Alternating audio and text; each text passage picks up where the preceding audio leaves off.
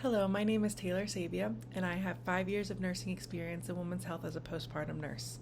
I am here today on behalf of any person who has seen or experienced a personal loss of a female friend or family member to lung cancer. Today, I am addressing the U.S. Senators Thom, Tillis, and Ted Bunn regarding the bill S-1157, Women in Lung Cancer Research and Preventative Services Act of 2025. As a constituent of North Carolina, I am kindly urging the elected U.S. Senators to consider advocating for the passing of this bill. If passed into law, the bill S-1157 would require that the Secretary of Health and Human Services conduct a thorough investigation into all federally supported research on lung cancer. This investigation would specifically look at gaps in research that may be due to the population being majorly male patients. Currently, research that is being done on primarily men, the data that is being found from this research is being generalized for the female population without taking them into account during the research process. This bill would also support furthering research when finding these possible gaps and focusing the research on females with lung cancers and its risk factors, the way it presents, and suggested treatment methods. The overall purpose of this bill would be to aid in research that could help create preventative screenings for females at risk of lung cancer. According to the Lung Cancer Research Foundation, as of 2025, lung cancer kills approximately 600,000 women a year worldwide.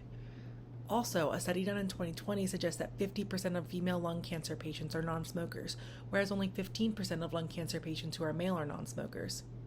This research alone shows that there is a gap in knowledge about what causes lung cancer in women.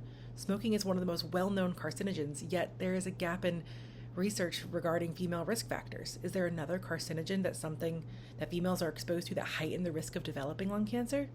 Is there something in the anatomy of women or in the hormones that make them at higher risk of developing lung cancer? These are questions that could be answered by the passing of S-1157, Women in Lung Cancer Research Preventative Service Acts of 2025. I'm here today specifically because I'm a huge advocate of women's health, and I have dedicated my career to advocating for women who are often underserved in the medical world by not being represented in research. It is a common trend to have research groups based on men, but then use that information and generalize females in the finding, when in fact women have bodies that work much differently due to the hormone system, the reproductive system, and not taking these differences into account, we are neglecting our grandmothers, our mothers, our sisters, our aunts, our daughters everywhere that deserve to be represented in the research. Overall, in conclusion, the passing of the bill S-1157, Women in Lung Cancer Research and Preventative Service Acts of 2025 could change the way the medical world views, educates on, and treats lung cancer in women. There are approximately 600,000 women this year alone that's life could be altered by the aid of more research into lung cancer. Exploring and researching these gaps in currently accepted research could change the future of medicine.